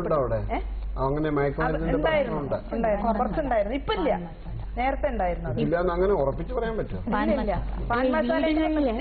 വീടുകളിൽ എന്തെങ്കിലും പ്രശ്നം ഉണ്ടായിട്ട് കുട്ടികൾക്ക് അത് ബുദ്ധിമുട്ടായിട്ട് തോന്നുകയോ പഠിക്കാനുള്ള സൗകര്യം ഇല്ല, അല്ലെങ്കിൽ പഠിക്കാൻ അവർക്ക് വീട്ടിലെ പ്രശ്നങ്ങളും ഉണ്ട്, അവർക്കൊരു എന്താ കൺഡ്യൂസീവ് അറ്റ്മോസ്ഫിയർ ഇല്ല എന്നുള്ള രീതിയിൽ അങ്ങനെ വരുന്ന കുട്ടികളുണ്ടോ? ഇല്ല, അങ്ങനെ വന്ന കുട്ടികൾ ഇപ്പോ അവിടെ ഉണ്ടായിട്ടില്ല. പഞ്ചായത്തില് നമ്മുടെ ഓരോ സ്കൂളുകളിലും പ്രത്യേകമായിട്ട് കൗൺസിലർമാരെ വെച്ചിട്ടുണ്ട്, സ്ഥിരമായിട്ടുണ്ട്. അതവിടെ സ്ഥിരം അപ്പോയിന്റ്മെന്റ് ആണ്. കാരണം അവര് തന്നെ എന്തെങ്കിലും മാനസികതയുള്ള കുട്ടികൾ അല്ലെങ്കിൽ ഇതുമാതിരി പ്രശ്നമുള്ള കുട്ടികൾക്ക് കൗൺസിലിംഗ് കൊടുക്കുകയും വിദഗ്ധ കുറച്ചും കൂടി കൂടുതൽ ചികിത്സ ആവശ്യമെന്ന് കണ്ടാൽ അവരെ ജില്ലാ ഹോസ്പിറ്റലിലേക്ക് കൺസൾട്ട് ചെയ്യുകയാണ്. വീട്ടിലിരുന്ന് പഠിക്കാൻ സൗകര്യം ഇല്ലാത്ത കുട്ടികളോ അങ്ങനെയുള്ളവർക്ക് എന്തെങ്കിലും ഇത് ചെയ്യുന്നുണ്ട്. പഠനത്തിൽ കുറച്ച് പിന്നോക്കം നിൽക്കുന്നവർക്ക് നമ്മൾ പ്രത്യേക സ്പെഷ്യൽ കോച്ച് കൊടുത്തിട്ട് വൈകുന്നേരങ്ങളിൽ ക്ലാസ് ചെയ്യുന്നത്. പിന്നോക്കം നിൽക്കുന്നതല്ല, അതായത് ഇപ്പൊ ഈ അച്ഛൻ കുടിച്ചിട്ട് വന്ന് വീട്ടിൽ ധാരാളം സഹായങ്ങൾ നമ്മൾ ചെയ്യുന്നത്. അങ്ങനെയൊക്കെ വരുമ്പോ അവർക്ക് ശാന്തമായിട്ട് ശ്രദ്ധിച്ചിരുന്ന് പഠിക്കാനുള്ള ഒരു അന്തരീക്ഷം വീട്ടിലില്ല. അപ്പൊ അങ്ങനെയുള്ള കുഞ്ഞുങ്ങളുണ്ടോ? അവർക്ക് പഠിക്കാൻ വേണ്ടിയിട്ട് വൈകുന്നേരങ്ങളിൽ പ്രത്യേകം പഞ്ചായത്തിലും പല ഭാഗങ്ങളിലായിട്ട് 3 സ്ഥലത്താണ് ഇപ്പൊ എന്റെ അറിവിൽ 3 വാർഡുകളിലായിട്ട് നമ്മുടെ സാധാരണ കുടുംബശ്രീയിലെ തന്നെ നല്ലോണം പഠിച്ച അവര് വന്നിട്ട് ക്ലാസ് ഫ്രീ ആയിട്ട് ഒന്നും പ്രതിഫലിച്ചില്ലാതെ. ഇതിൽ ആരെങ്കിലും ആശ്രയമായിട്ട് ബാലസഭയായിട്ട് ബന്ധപ്പെട്ട ആരെങ്കിലും ഉണ്ടോ? എന്റെ ഭർത്താവ് മലമ്പട്ടുകാരനായിരുന്നു. മൂപ്പര് വീണ് തണ്ടലൊടിയും പിന്നെ കരസഹായം നടത്താൻ പറ്റായും എല്ലാം കൂടി ആയപ്പോൾ ഒരു കൈത്താങ്ങായി നമ്മുടെ കുടുംബശ്രീ രൂപീകരണത്തോടു കൂടി ഞങ്ങൾക്കതിൽ ആശ്രയിൽ ഉൾപ്പെടാൻ പറ്റി. ഇപ്പൊ കടപ്പിലാണോ? ഇപ്പൊ കടപ്പിലാണ്. ഇപ്പൊ ആശ്രയയുടെ സഹായം കിട്ടുന്നുണ്ട്. മരുന്നും കാര്യങ്ങളൊക്കെ ആയിട്ട് അങ്ങനെ എല്ലാം ഉണ്ട്. അതിനുശേഷമാണോ നിങ്ങള് കുടുംബശ്രീയിൽ ചേർന്നത്? അല്ല, അതിന്റെ അത് മുമ്പ് തന്നെ ഉണ്ടായിരുന്നു. പിന്നെ അത് പിരിച്ചുവിട്ട് പിന്നെ 2ാം പ്രാവശ്യം ഞങ്ങള് എടുത്ത് കൂട്ടുകയായിരുന്നു. അപ്പൊ ഇതിൽ വന്നതുകൊണ്ട് ഇപ്പൊ നിങ്ങൾക്ക് എന്താ മാറ്റം ഉണ്ടായതാ? മാറ്റം ഉണ്ടായത് പറഞ്ഞ് ഇതേപോലെ ആശ്രയില് പെട്ടതുകൊണ്ട് നമ്മൾക്ക് മരുന്ന് കാര്യങ്ങള് അതുപോലെ മൂപ്പരും കൂടെ അവിടേക്ക് വേണമെങ്കിൽ പോകാനുള്ള ആ തന്റെ ഇടം, ഒരാളുടെ അടുത്ത് സംസാരിക്കാനുള്ള ആ കഴിവ്, അത്രയോ അങ്ങനെ ഒരു. അപ്പൊ അതിന് മുമ്പ് സംസാരിക്കുകയല്ലേ? അല്ല, സംസാരിക്കല്ല സാർ, അതല്ല നമ്മൾക്കൊരു ഇത് മാനസികമായിട്ട് തളർന്ന് ഇലക്ഷൻ മത്സരിച്ചു അല്ലേ? ഒരു പുതിയ ഒരു വിശ്വാസം വന്നു അല്ലേ? ഒരു ആത്മവിശ്വാസം വന്നു. വേറെ ആരെങ്കിലും അങ്ങനെ സ്വന്തം അനുഭവങ്ങൾ പറയൂ. എന്താണ്? ഞാൻ 2005 കുടുംബശ്രീ അംഗമാവുന്നത്. തുടക്കം ഞാൻ അംഗമായിട്ട് മാത്രമാണ് ഉണ്ടായിരുന്നത്. എനിക്ക് അതിനുള്ള ധൈര്യം ഉണ്ടായിരുന്നില്ല. കാരണം കുറച്ച് തരക്കേടില്ലാത്തൊരു കുടുംബത്തിലായിരുന്നു. അപ്പൊ ഈ കുടുംബശ്രീയിലേക്ക് പോവാന്ന് പറയുമ്പോൾ അല്ല, പുറത്തോട്ട് പോയിട്ടുണ്ടായിരുന്നില്ല, വീട്ടിനകത്തുനിന്ന് പുറത്തേക്ക് പോയിട്ടുണ്ടായിരുന്നില്ല. അപ്പൊ കുടുംബശ്രീയിലേക്ക് പോവാന്ന് പറയുമ്പോൾ വീട്ടിലുള്ളവർ അത് സമ്മതിക്കുന്നുണ്ടായിരുന്നില്ല. കുറെ പെണ്ണുങ്ങൾ ചേർന്നിട്ടുള്ള പരിപാടിയാണ്, വേണ്ടാത്തതിന് നിൽക്കണ്ട, വീട്ടിലിരിക്കുന്ന ആണുങ്ങൾക്ക് ഇരിക്കാൻ പറ്റാതാവും, അങ്ങനെയാണ് പറയുന്നുണ്ടായിരുന്നത് തുടക്കത്തില്. അപ്പൊ എനിക്ക് പോവാനുള്ള ബുദ്ധിമുട്ട് ആദ്യം തുടങ്ങിയത് എന്തെന്ന് വെച്ചാൽ, എന്റെ ഭർത്താവ് ഒരു ചാരാ ഷാപ്പ് തൊഴിലാളിയായിരുന്നു. 2015 കൂടിയിട്ട് അത് നിർത്തലാക്കി. അവരാണെങ്കിൽ ഒരു 25 വർഷമായിട്ട് ആ ഒരു തൊഴിൽ മാത്രമേ ചെയ്തിട്ടുണ്ടായിരുന്നു. അപ്പൊ മറ്റു തൊഴിലുകളൊന്നും അറിയില്ലായിരുന്നു. പക്ഷെ ഇത്തിരി നല്ല നിലയിൽ ജീവിച്ചത് കാരണം താഴോട്ട് പോവാനും നമുക്ക് പറ്റുന്നുണ്ടായിരുന്നില്ല. 2 പെൺകുട്ടികളാണ് എനിക്കുണ്ടായിരുന്നത്. അപ്പൊ അതിനിടയ്ക്ക് മൂപ്പർക്ക് സ്ട്രോക്ക് വന്നു. അപ്പൊ കുറച്ചുകൂടി ബുദ്ധിമുട്ടിലായി. കുടുംബത്തിലെ ഉള്ള അതായത് ഫാമിലിയിലെ എന്റെ അമ്മാവനും ഒരു ബ്രദർ ഗൾഫിലുണ്ടായിരുന്നു. അവരുടെ സഹായം കൊണ്ടാണ് കുടുംബ ചെലവുകൾ തന്നെ കഴിഞ്ഞു പോയിട്ടുണ്ടായിരുന്നു. ആദ്യത്തെ 10 വർഷമൊന്നും എനിക്ക് വലിയ ബുദ്ധിമുട്ട് തോന്നിയില്ല, തൊഴിൽ പോയെങ്കിലും. ഭർത്താവ് വെറുതെ ഇരിക്കായി, ഞാനും വെറുതെ ഇരിക്കായി. അപ്പൊ അങ്ങനെയാണ് കുടുംബശ്രീയിൽ ഒരു ചെറിയൊരു STD ബൂത്ത് നടത്തുന്നുണ്ടായിരുന്നു. അതേ പറ്റുന്നുണ്ടായിരുന്നുള്ള ആളെ കൊണ്ട്. അപ്പൊ ഭയങ്കര കഷ്ടമായിരുന്നു എന്നുള്ളതാണ്. എനിക്ക് എന്തിലെങ്കിലും ഒന്ന് പോയി കൂലിപ്പണിക്ക് എന്ന് വെച്ചാൽ നമ്മൾ ചെയ്യാത്ത പണിയായത് കാരണം പറ്റുന്നുണ്ടായിരുന്നില്ല, തീരെ അറിയില്ല. പിന്നെ കുടുംബത്തിലുള്ളവർ അതിനെ വിടൂലായിരുന്നു. അപ്പോഴാണ് ഞാൻ കുടുംബശ്രീയെ കുറിച്ച് കേട്ടിട്ട് അതിൽ പോകുന്നത്. പക്ഷെ പുറത്തൊന്നും ഇറങ്ങാത്ത കാരണം എനിക്കതിൽ പ്രസിഡന്റോ സെക്രട്ടറിയോ ആവാൻ എന്നെ കൊണ്ട് കഴിയില്ല. അപ്പൊ ഞാൻ പറഞ്ഞു, ഞാനൊരു അംഗമായി മാത്രമേ നിൽക്കുള്ളൂ, എനിക്ക് പുറത്തൊന്നും പോകാൻ പറ്റില്ല. അങ്ങനെ ആദ്യം ഞാൻ അതിൽ ഒരു അംഗമാവുകയാണ് ചെയ്തത്. പിന്നെ ഒരു 2 വർഷം കഴിഞ്ഞപ്പോൾ അതിന്റെ സെക്രട്ടറി ആയിട്ട് തെരഞ്ഞെടുത്തു. അപ്പോഴേക്കും തെരഞ്ഞെടുപ്പായിട്ടുണ്ടായിരുന്നു. അത് കഴിഞ്ഞിട്ടാണ് ഞാൻ പഞ്ചായത്തിൽ തന്നെ ആശാ വർക്കർമാരെ തെരഞ്ഞെടുക്കുന്നുണ്ടായിരുന്നു. അതിലേക്ക് എന്നെ കാരണം കുറച്ച് സമൂഹത്തിൽ കുറച്ച് ആൾക്കാരായിട്ട് അപ്പൊ അങ്ങനെ പഞ്ചായത്തിൽ ഇടയ്ക്കിടയ്ക്ക് പോകുമായിരുന്നു. അപ്പൊ പഞ്ചായത്തിൽ ആശാ വർക്കേഴ്സിനെ തെരഞ്ഞെടുക്കണമെന്നുള്ളപ്പോ എന്നെ ആശാ വർക്കറിലേക്ക് തെരഞ്ഞെടുത്തു. അതിനുശേഷം ഞാൻ എന്റെ പഞ്ചായത്തിന്റെ ഇലക്ഷൻ വന്നപ്പോ 2010 മത്സരിച്ചു. ഇപ്പൊ 11ാം വാർഡിന്റെ മെമ്പറാണ്. സാർ ആദ്യം ചോദിച്ച അടുക്കളയിൽ നിന്ന് ഉന്നതങ്ങളിലേക്കൊന്ന്, സത്യമായിട്ട് ഉന്നതങ്ങളിലേക്ക് തന്നെയാണ്. ഞാനിപ്പോ ഇന്ന് ഈ തിരുവനന്തപുരത്ത് വന്നിട്ട് ഇങ്ങനെ ഒരു ഇതിൽ വന്നിരിക്കാനുള്ളതായത് കുടുംബശ്രീയിലാണ്. അല്ലെങ്കിൽ ഞാൻ ഇങ്ങനെ ഒന്നും എത്തിയിട്ടുണ്ടാവില്ല. തുടക്കം പോകുമ്പോ പറയുമായിരുന്നു, കുടുംബത്തിൽ ഇരിക്കാൻ പറ്റാത്ത പെണ്ണുങ്ങളാണ് കുടുംബശ്രീയിലേക്ക് പോകുന്നുണ്ട് പറഞ്ഞ് ഞങ്ങളെ കളിയാക്കുമായിരുന്നു. അടുത്തുള്ള ആണുങ്ങളെല്ലാം പറയും. ഇപ്പൊ അത് മാറി. പിന്നെ എനിക്ക് എന്റെ 15 രൂപയാണ് ഞങ്ങളുടെ കുടുംബശ്രീയില് തുടക്കം വാങ്ങിച്ചിട്ടുണ്ടായിരുന്നു. അപ്പൊ അത് പോയിട്ട് അടയ്ക്കാൻ വേണ്ടി എന്റെ ഭർത്താവിന്റെ അടുത്ത് പോയി ചോദിക്കുമ്പോൾ എനിക്ക് ചീത്ത കേട്ടിട്ടുണ്ടായിരുന്നു. കാരണം കുട്ടികളുടെ ഫീസ്, ഒരു രണ്ടുപേരും പഠിക്കാൻ പോണതിന്റെ ഇടയിൽ ഈ ആഴ്ചയിൽ ഈ പെണ്ണുങ്ങളുടെ പരിപാടിയിലേക്ക് പോയിട്ട് ഇനി അടി ഉണ്ടാക്കാനാണ്. ഇപ്പൊ എനിക്ക് അതിന്റെ ആവശ്യമില്ല. അതിനുശേഷം എനിക്ക് കുടുംബശ്രീന്ന് എനിക്ക് ഫസ്റ്റ് തന്നത് എനിക്ക് കുടുംബശ്രീന്റെ ഒരു ലോണ് തന്നിരുന്നു. ആദ്യം ഞാൻ ചെയ്തത് കുടുംബശ്രീന്ന് കടം എടുത്തു, അതായത് വായ്പ എടുത്തിട്ട് മുളകും മല്ലിയൊക്കെ കടയിൽ നിന്ന് മേടിച്ചിട്ട് ഞാൻ പൊടിച്ചിട്ട് വറുത്ത് പൊടിച്ചിട്ട്, അതായത് വീട്ടില് വറുത്ത് പൊടിച്ച് കൊടുക്കുന്നതിന് കുറച്ചൊരു ഇതാണല്ലോ, വറുത്ത് പൊടിച്ചിട്ട് ഞാൻ ഹോട്ടലിലേക്കൊക്കെയാണ് കൊണ്ടേ കൊടുത്തത്. അത് കഴിഞ്ഞിട്ട് ഞാൻ മെല്ലെ എനിക്കൊരു ലോൺ തരണമെന്ന് പറഞ്ഞു കുടുംബശ്രീയില്. അപ്പൊ വ്യക്തി ഞങ്ങളുടെ ഗ്രൂപ്പിലുള്ളവർക്ക് ഗ്രൂപ്പായി ചെയ്യാൻ താല്പര്യം ഉണ്ടായിരുന്നില്ല. അങ്ങനെ എനിക്ക് വ്യക്തിക്ക് ചെയ്യാവുന്ന ഒരു 50,000-ന്റെ ലോണ് കിട്ടി. ഞാൻ അതിലൊരു സ്റ്റേഷനറി ഇപ്പൊ അത് ഗംഭീരമായിട്ട് പോണെന്ന് പറയാം. 50,000-ന് വളരെ കുറച്ച് സാധനങ്ങളെ എനിക്ക് ഉണ്ടായിരുന്നുള്ളൂ. പക്ഷെ ഇപ്പൊ നന്നായിട്ട് ഭാഗ്യലക്ഷ്മിക്ക് ഇപ്പൊ ഭാഗ്യം വന്നു, മഹാഭാഗ്യം വന്നു. ഭാഗ്യലതയ്ക്ക് ഇപ്പൊ ഭാഗ്യമായി അല്ലേ? കുടുംബശ്രീയാണ് അതിന്റെ കാരണക്കാരി, ഒട്ടും സംശയമില്ലാതെ പറയാം. ജെൻഡർ കോർണറിന്റെ ആരാണ്? സ്ത്രീകൾക്കും കുട്ടികൾക്കും എതിരെയുള്ള അക്രമങ്ങൾ അങ്ങനെയുള്ള കേസുകൾ കൈകാര്യം ചെയ്തിട്ടുണ്ട് സാർ. അങ്ങനെ ജെൻഡർ കോർണർ രൂപീകരിച്ചു. അതിന്റെ ഫലമായി നിറക്കൂട്ട് എന്ന പേരിൽ ഒരു പരാതിപ്പെട്ടി പഞ്ചായത്തിൽ സ്ഥാപിക്കുകയുണ്ടായി. ഇതില് 15 കേസ് കുടുംബശ്രീ സംവിധാനത്തിൽ വന്നു. വന്നിട്ട് അതിൽ ചെറിയ ഗാർഹിക കലങ്ങളൊക്കെ 4-5 ഞങ്ങൾ സമന്വയത്തിലൂടെ ഒത്തുതീർപ്പാക്കാൻ കഴിഞ്ഞു. പറ്റാത്തത് പഞ്ചായത്ത് ജാഗ്രതാ സമിതിക്ക് വിട്ടുകൊടുത്തു. ഇപ്പൊ വീട് തന്നെ ഒരാൾക്ക് ഭർത്താവ് മരിച്ചിട്ട് അമ്മായിയമ്മയുടെ പോര് കാരണം ജീവിക്കാൻ തന്നെ വളരെ ബുദ്ധിമുട്ടുന്ന ഒരു സ്ത്രീക്ക് വീട് സൗകര്യങ്ങൾ നമ്മൾ ചെയ്തു കൊടുത്തിട്ടുണ്ട് പഞ്ചായത്തിൽ നിന്ന്. അങ്ങനെ വന്ന പരാതിയിൽ ഒരു 90% ഞങ്ങൾക്ക് പരിഹരിക്കാൻ സാധിക്കും. പഞ്ചായത്തിന്റെ തന്നെ ഒരു വെബ് പോർട്ടലുണ്ട്. പഞ്ചായത്തിന്റെ എല്ലാ പദ്ധതികളും, ഒരു പഞ്ചായത്തിലെ എല്ലാം ഈ സ്കോളർഷിപ്പ്, പല പെൻഷനുകൾ ആർക്ക് കൊടുക്കുന്നു എന്നെല്ലാം ഉള്ളൊരു പോർട്ടലുണ്ട്. അത് നോക്കാൻ ജനങ്ങളെ പ്രേരിപ്പിക്കാറുണ്ടോ? അത് നിങ്ങൾ നോക്കാറുണ്ടോ? ഞങ്ങൾ നോക്കാറുണ്ട്. കമ്പ്യൂട്ടർ പരിശീലനം ഇവിടെ 2 കമ്പ്യൂട്ടർ ഉള്ളതുകൊണ്ട് ഞങ്ങൾക്ക് വെബ് പോർട്ടൽ പരിശീലനം വളരെ സുഗമമായിട്ട് കൊടുക്കാൻ പറ്റി.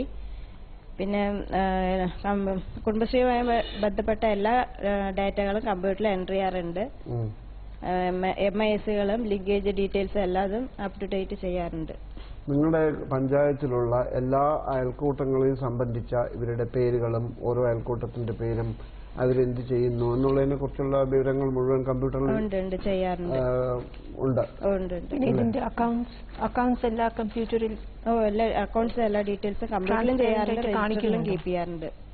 ഈ സാംസ്കാരികമായിട്ട് കലാപരമായിട്ട് എന്തെല്ലാം നിങ്ങൾക്ക് ചെയ്യാൻ കഴിഞ്ഞിട്ടുണ്ട്, അല്ലെങ്കിൽ ആ ഒരു സൈഡ് എങ്ങനെയാണ് നിങ്ങളത് ഒരു ആത്മാവിഷ്കാരം എന്നൊക്കെ പറയില്ലേ, അതിന് വേണ്ടിയിട്ടുള്ള സാധ്യതകൾ എന്തെങ്കിലും കണ്ടെത്തിയിട്ടുണ്ടോ? സ്ത്രീകൾ അവരുടെ അനുഭവക്കുറിപ്പുകൾ, കുടുംബശ്രീ പ്രവർത്തകർ അവരുടെ അനുഭവക്കുറിപ്പുകൾ എഴുതാറുണ്ട്. ചെറിയ എഴുതി തയ്യാറാക്കിയിട്ടുണ്ട്. കഥകളും കവിതകളും ഒക്കെ ചെറിയ തോതിൽ ചിറകൾ എന്ന പേരിൽ ഒരു അനുഭവക്കുറിപ്പ് തന്നെ തയ്യാറാക്കി. നിങ്ങൾ ചർച്ച ചെയ്യോ? ചർച്ച ചെയ്യാറുണ്ട് നിങ്ങളുടെ മീറ്റിംഗിലൊക്കെ. ഞങ്ങൾ ഫസ്റ്റില് ഞാൻ ചെയർപേഴ്സൺ ആയ ആദ്യം തന്നെ ഇതായിരുന്നു അനുഭവക്കുറിപ്പ്. എല്ലാവരെ കൊണ്ടും നമ്മൾ കുടുംബശ്രീയിൽ വരുന്നതിന് മുമ്പ് എങ്ങനെയായിരുന്നു, വന്നതിന് ശേഷം നിങ്ങളുടെ അനുഭവങ്ങൾ എന്തൊക്കെയായിരുന്നു പറഞ്ഞ് ഞങ്ങൾ എല്ലാ അയൽക്കൂട്ട അംഗങ്ങളെ കൊണ്ടും അവരവരുടെ അനുഭവം കൊണ്ടുവരാൻ പറഞ്ഞു. അത് ശേഖരിച്ചാണോ പുസ്തകം? അതെ, അത് ശേഖരിച്ച് ചിറകുകൾ പറഞ്ഞ ഒരു ബുക്ക് ഞങ്ങൾ ഇറക്കിയിരുന്നാ മതി. പിന്നെ ഈ പുസ്തകയാത്ര അതിന്റെ കൂടെ നിങ്ങൾ സഞ്ചരിച്ചില്ലേ? ഊർജശ്രീ പ്രോഗ്രാം ഉണ്ടായിരുന്നു. ഊർജശ്രീ കലാജാഥ. അതിന്റെ കൂടെ ഓരോ CDS-നും ഒരു നാടക സംഘം എന്നുള്ള ഒരു ഐഡിയ ഉണ്ടായിരുന്നു. അതിലാരെങ്കിലും ഒക്കെ ഇൻവോൾവ് ആണോ? ഇല്ല, ഞങ്ങൾ അതിനകത്തേക്ക് പോയിട്ടില്ല. പക്ഷെ ഞങ്ങൾ കഴിഞ്ഞ ഇതിൽ ബാല പാർലമെന്റിലേക്ക് ഇവിടുന്ന് ഞങ്ങളുടെ പഞ്ചായത്തിൽ നിന്ന് സംസ്ഥാന തലത്തിലേക്ക് പങ്കെടുക്കാൻ കുട്ടികളെ അയച്ചു. വീട്ടിലിരുന്ന ഒരു വ്യക്തിയാണ്. പുറത്തൊന്നും വരാൻ ഞങ്ങളുടെ സമുദായം അനുവദിക്കില്ല. പക്ഷെ എന്നാലും ജനങ്ങൾ കൂടി ഒരു തൊട്ടടുത്തുള്ള ആൾക്കാരൊന്നും ഒന്നും ഇല്ലാത്ത ആൾക്കാരായിരുന്നു. അപ്പൊ അവരൊക്കെ കൂടിയിട്ട് ഒരാളെ നമുക്ക് പ്രസിഡന്റായിട്ട് തെരഞ്ഞെടുക്കണം, ഞാളെ പറ്റുമെന്ന് പറഞ്ഞിട്ട് എന്നെ കുടുംബശ്രീയിൽ കൊണ്ടുവന്നാണ് അവര്. അങ്ങനെ കൊണ്ടുവന്ന് ഞാൻ നല്ലപോലെ പ്രവർത്തിച്ചു. പ്രസിഡന്റായി നിന്ന് അവർക്ക് വേണ്ട സഹായങ്ങളൊക്കെ ചെയ്തു കൊടുക്കുകയും അതിലൂടെ എന്നെ CDS മെമ്പർ ആക്കുകയും ചെയ്തു. അതിലും പിന്നെ തൊഴിലുറപ്പിലൂടെ വർക്ക് ചെയ്തു. 2006 തന്നെ ഞാൻ മഹാത്മാഗാന്ധി ദേശീയ ഗ്രാമീണ തൊഴിലുറപ്പ് അംഗമായി. അതില് ആദ്യം തുടക്കത്തിൽ 7 പേർ മാത്രമേ പണിക്ക് വന്നിട്ടുണ്ടായിരുന്നുള്ളൂ. എന്നെ പിന്തിരിപ്പിക്കാൻ ആൾക്കാർ ഒരുപാട് ഉണ്ടായിരുന്നു. എന്താ ഇത് വിജയിക്കുവോ, നിങ്ങൾ ഈ തോട്ടിലൊക്കെ പോയിട്ട് ഇങ്ങനെ പണിയിപ്പിക്കുമ്പോൾ അത് എന്താണ് നിങ്ങൾ കൊണ്ടു നടക്കാൻ കഴിയുമെന്നൊക്കെ പറഞ്ഞ് ഒരുപാട് പ്രശ്നങ്ങളൊക്കെ ഉണ്ടായിരുന്നു. പക്ഷെ ഞാനത് മുന്നോട്ട് നല്ലപോലെ കൊണ്ടുപോകുന്നുള്ള ഒരു ഉറച്ച വിശ്വാസത്തിലായതുകൊണ്ട് അത് 7 പോയിട്ട് അത് വീട്ടുകളിലൊക്കെ പോയി എല്ലാ വീട്ടുകളിലും പോയി നിങ്ങൾ തൊഴിലുറപ്പിൽ വരണം, ഞങ്ങൾക്ക് എന്താണ് കഴിയാവുന്ന കൂലികൾ 125 രൂപ തോതിൽ നിങ്ങൾക്ക് മേടിച്ചു തരാം, എന്താണ് നമുക്ക് തോടുകളൊക്കെ പണികളുണ്ട് എന്ന് പറഞ്ഞ് അവരെയൊക്കെ നല്ല രീതിക്ക് പറഞ്ഞ് മനസ്സിലാക്കി കൊടുത്തിട്ട് 50-60 പേരോളം ആക്കി പണിക്ക് ആക്കി. അതിനുശേഷം ഞങ്ങൾ ഒരു തോട് വർക്ക് ചെയ്തു. അതിൽ 1500 പേർക്ക് തൊഴിൽ കൊടുക്കാൻ സാധിച്ചു. എക്കന്തി തോട് കണ്ട് അതും ഭാരതപ്പുഴന്റെ ഒഴുക്കാണ്. അപ്പൊ അതില് നല്ലപോലെ എന്താണ് എനിക്കൊരു വിജയം പോലെയായി അത് കുടുംബശ്രീ കൊണ്ടു നടക്കുന്നതിന്. പിന്നെ അതിലൂടെ ഞാൻ മുന്നോട്ട് വരികയും പിന്നെ എന്താണ് CDS മെമ്പറായി. അതില് പിന്നെ ഇതിപ്പോ എന്താണ് ബയോ കമ്പോസ്റ്റ് അത് ഓരോ വാർഡിൽ 100 പേർക്ക് വീതം കൊടുക്കാൻ എന്റെ വാർഡിൽ ഞാൻ കംപ്ലീറ്റ് ആയി കൊടുക്കുകയും അതുപോലെ 67ഓളം എന്താണ് പൈപ്പ് കമ്പോസ്റ്റ് അല്ല ബയോഗ്യാസ് 67 കൊടുത്തു. 100 പിന്നെ പൈപ്പ് കമ്പോസ്റ്റ് കൊടുത്തു. എന്റെ വാർഡിൽ കംപ്ലീറ്റ് ഞാൻ ഇന്നെ ചെയ്ത് എല്ലാ വീടുകളിലും പോയി അവർക്ക് വേണ്ട അതിന് വേണ്ട പൈസ കൊടുക്കണം. പൈസ 100 രൂപ വെച്ചിട്ട് ഒരു പൈപ്പിന് പൈപ്പ് കമ്പോസ്റ്റ്. ബയോഗ്യാസിന് 2000. ബാക്കിയുള്ളത് പഞ്ചായത്ത് സബ്സിഡി. വീട്ടിലത്തെ സാഹചര്യം എന്താണ്? ഇങ്ങനെ നിങ്ങൾ ഇതിനു വേണ്ടി ഇറങ്ങി തിരിച്ചപ്പോ അതിനുള്ള ഭർത്താവ് സഹായിക്കായിരുന്നു. എന്റെ ഭർത്താവിന്റെ നിർബന്ധപ്രകാരം നീ വീട്ടിലിരുന്ന് ചടഞ്ഞിരിക്കണ്ട എന്നുള്ളൊരു തീരുമാനമാണ്. വീട്ടിലിരുന്ന് ബോറടിക്കൽ, വീട്ടിലാരും ഇല്ല, ഭർത്താവും 2 മക്കളുമാണ്. ചെറിയ അദ്ദേഹം ഡ്രൈവറാണ്. അപ്പൊ അദ്ദേഹത്തിന്റെ ഒരു സഹായത്തോട് കൂടിയിട്ടാണ് ഈ രംഗത്ത് വന്നത്. എന്നിട്ട് ഞാൻ ഇതുപോലെ സമ്പാദ്യങ്ങളൊക്കെ ചെറുതായിട്ട് തുടങ്ങി തൊഴിലുറപ്പിലൂടെ വന്നു. പിന്നെ കുടുംബശ്രീയിൽ സഹായവും ഒക്കെ കൂടെ ഞാനൊരു സ്കൂട്ടിയൊക്കെ മേടിച്ച് അതൊക്കെ പ്രാക്ടീസ് ചെയ്ത് അതൊക്കെ അതിൽ ഈ കുടുംബശ്രീയിലൂടെ വന്നിട്ടാണ് ഞാൻ ഇതൊക്കെ ഇങ്ങനെ ആയത്. എനിക്ക് ജനങ്ങളോട് ഇടയിൽ ഇറങ്ങിച്ചെല്ലാനും ഒരുപാട് കഴിഞ്ഞു. എത്ര വരെ പഠിച്ചിട്ടുണ്ട്? ഞാൻ 10ാം ക്ലാസ് വരെ പഠിച്ചിട്ടുള്ളൂ. 10ാം ക്ലാസ് വരെ പഠിച്ചിട്ടുണ്ട്.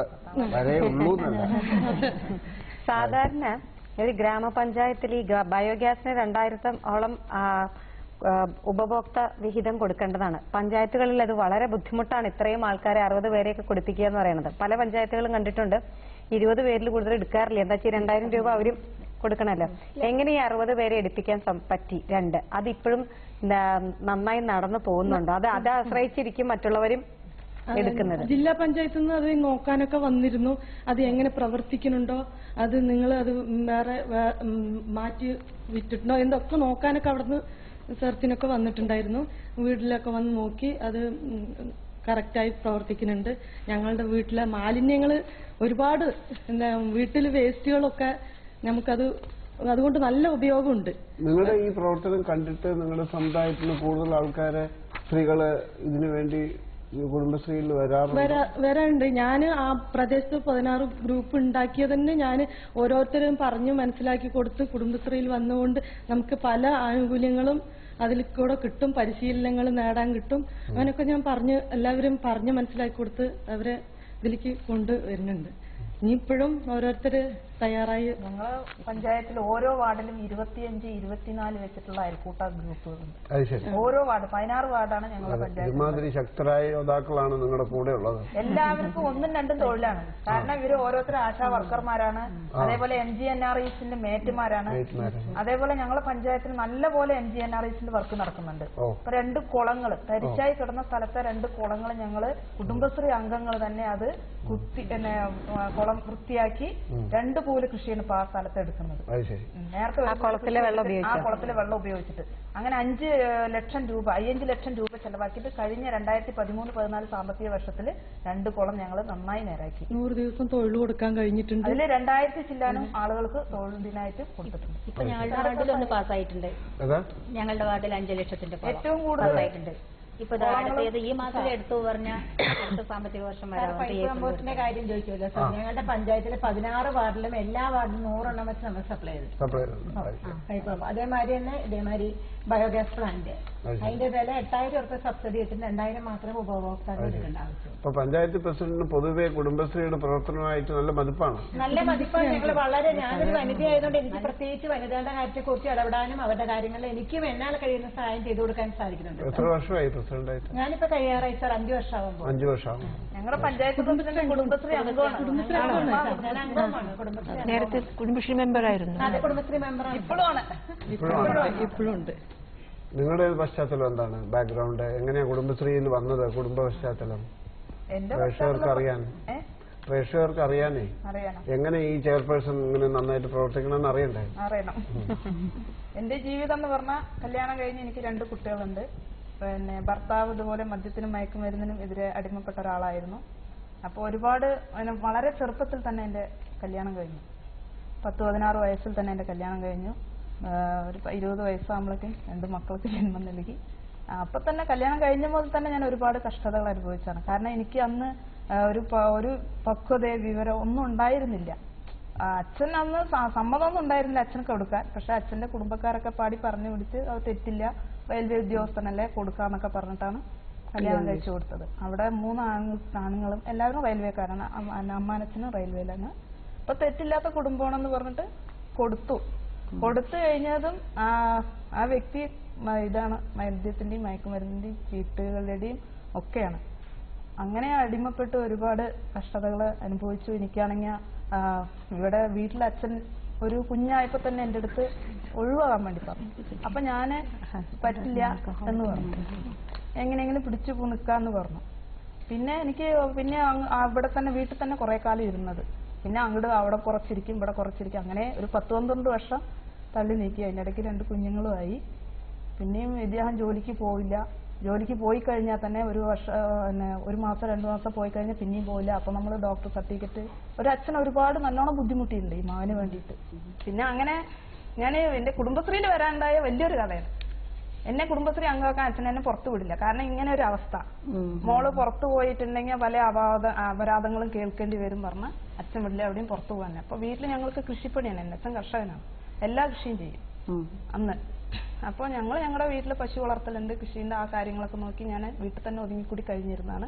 അപ്പോഴാണ് എന്റെ വീട്ടിന്റെ അടുത്തൊരു ചേച്ചി, ദേവി ചേച്ചി പറയും, അവര് ഇങ്ങനെ അയൽക്കൂട്ടം കൂടണം എന്ന് പറഞ്ഞു. നീ ഉണ്ടോ ചോദിച്ചു. അപ്പൊ എന്റെ അച്ഛൻ എന്നെ വിട്ടാക്കില്ല, ഞാൻ വരില്ല എന്ന് പറഞ്ഞു. അപ്പൊ അമ്മ പറഞ്ഞു, നീ അംഗമായിക്കോ, വേറെ സ്ഥാനങ്ങളിലൊന്നും പോകരുത് പറഞ്ഞു. അപ്പൊ അമ്മയാണ് എനിക്ക് പൈസ തന്ന് എന്നെ കുടുംബശ്രീ അംഗമാക്കിയത്. ഞാൻ അച്ഛനറിയില്ല. 1 വർഷക്കാലത്തോളം എന്റെ അച്ഛന് ഞാൻ കുടുംബശ്രീയിൽ പൈസ കൊണ്ട് അടയ്ക്കുന്ന ഒരു അച്ഛന് അറിയില്ല. അമ്മ എന്ന വേറൊരു സ്ത്രീയാണ്. അമ്മ വേറെ സ്ത്രീയല്ല, അമ്മ സ്നേഹവും അമ്മയാണ്. അച്ഛനും സ്നേഹം ഒരുപാടുണ്ടാണ്. പക്ഷെ അച്ഛന്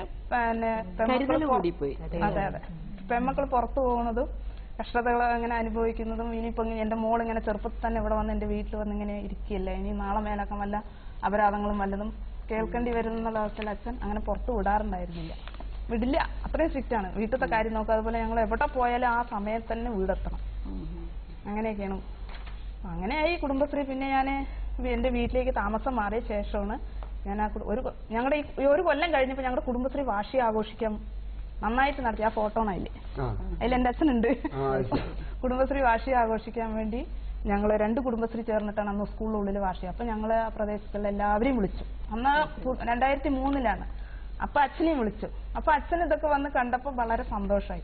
അവിടെ നിന്ന് അങ്ങടാണ് ഞാൻ പിന്നെ കുടുംബശ്രീക്കകത്ത് പോവാനും നേരിട്ട് അയൽക്കൂട്ടം വലിയൊരു കഥമാണ്. അച്ഛനെ മാറ്റിയെടുത്തു. പിന്നെ നേരിട്ട് കുടുംബശ്രീ പോവാൻ തുടങ്ങി. പൈസകൾ നേരിട്ട് അടയ്ക്കാനൊക്കെ ആഴ്ച തോറും പിന്നെ ഞാൻ പോവാൻ തുടങ്ങി.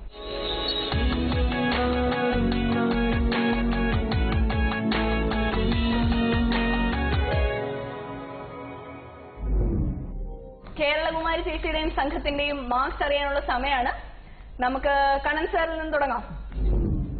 പെരിങ്ങോട്ടുകുറിശ്ശിയുടെ കുടുംബശ്രീ മഹാത്മ്യം കേൾക്കാൻ ഭാഗ്യമുണ്ടായി എന്നാണ് എനിക്ക് തോന്നുന്നത്.